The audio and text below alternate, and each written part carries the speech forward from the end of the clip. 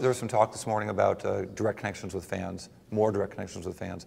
I'm struck by that and the parallel with DraftKings, which you're an early investor and a large investor in, and the acceptance of gambling in ways that weren't really imaginable, I think, 20 or 30 years ago by the major leagues, or the major sports leagues. What do you think that is all about?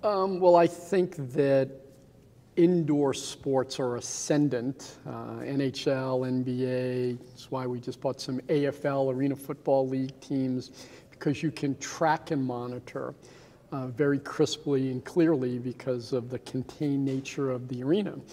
And the more we become a big data company, the more attractive we'll be to Gen Z, to millennials, to sophisticated people who care about Wall Street. And we want to be big data companies, distribution of that data and content.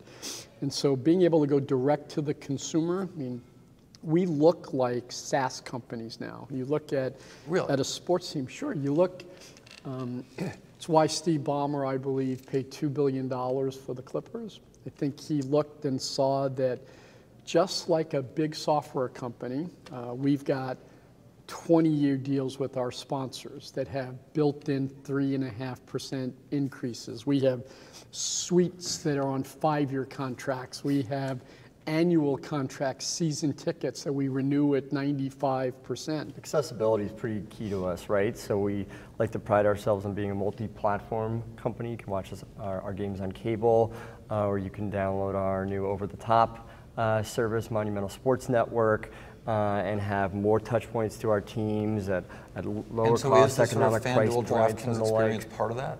I believe that sports is the great convener, and you sit behind a screen and you're watching the game, and now you're interacting. And the first application was you're communicating, you're talking to your friends, you're in a community, and now you're starting to have real interest in the outcome of the games and the plays, and that's fantasy. It's daily fantasy is what really took off.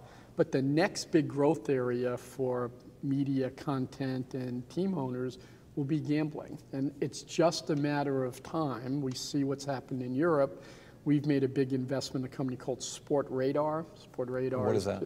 Sportradar started life as a way to do integrity assurance to make sure that betting, gaming, the odds were level playing field, and it connected the casinos, the gamblers, and the leagues in Europe and then in China. Because in Nevada, you can't have the sports books talk to the other sports books. It's part of the way the law is written. That's right, but makes no sense.